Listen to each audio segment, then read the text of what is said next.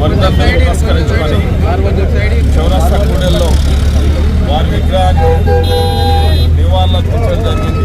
అన్ని వర్గాల వారు ఎలా అంబేద్కర్ భారతదేశంలో అసమానతలని సమాజాన్ని చూడాలని చెప్పి స్వేచ్ఛ స్వతంత్రంగా జీవించాలని చెప్పి భారత రాజ్యాంగాన్ని అందించిన భారతదేశానికి దిశ చూపించిన గొప్ప నాయకుడు కాబట్టి ఈరోజు నిస్వార్థంగా వారి కుటుంబాన్ని త్యాగం చేసి భారతదేశం బాగుండాలి, భారతదేశంలో ఉండే పేద ప్రజలందరూ సబండ వర్గాలు కూడా బాగుండాలని కోరుకున్న వ్యక్తి కాబట్టి వారు చిరస్మరణీయుడు. ఎప్పుడు భూమి ఆకాశం ఉన్న రోజులు కూడా ఈ యొక్క అంబేద్కర్ పేరు ఉంటుంది ఈ దేశంలో కాబట్టి వారికి నిజమైన నివాళులు అర్పించడం జరిగింది.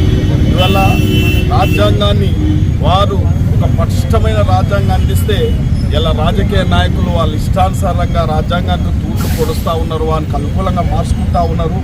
ఒక ప్రజలు ఇచ్చిన అవకాశాన్ని పొందుపుచ్చుకొని ఇవాళ రాజ్యాంగాన్ని ఎన్నో విధాల కూడా ఇలా తూట్లు పొడుస్తూ ఉన్నారు. కాబట్టి ఇలా రాబోయే కాలంలో బడుగు బలైన వర్గాల యొక్క రాజ్యం రాబోతూ ఉంది. ఒక 10-15 ఏళ్లలో ఇవాళ కొన్ని ఒకే సామాజిక వర్గం ఈ దేశాన్ని పరిపాలిస్తూ ఉంది. కాబట్టి అట్లా కాకుండా భవిష్యత్తులో తప్పకుండా అణగారిన వర్గాల అధికారం రేపు ఢిల్లీలో కూడా రాబోతూ ఉంది, రాష్ట్రంలో కూడా రాబోతూ ఉంది. కాబట్టి వారి యొక్క రాజ్యాంగాన్ని స్ఫూర్తి తీసుకొని మేమందరం ఆయన చూపించిన మార్గంలో నడవడానికి మేమంతా ప్రయత్నం చేస్తూ ఉన్నాం. ఆ విధంగానే మేమందరం కూడా చైతన్యవంతులమైన ప్రజాప్రతినిధులమైన నేను కూడా ఒక చిన్న కుటుంబంలో పుట్టి కూడా ఇవాళ అసెంబ్లీలో మాట్లాడే శక్తి సామర్థ్యాలు వచ్చినాయంటే అది అంబేద్కర్ స్ఫూర్తి అని చెప్పక తప్పదు.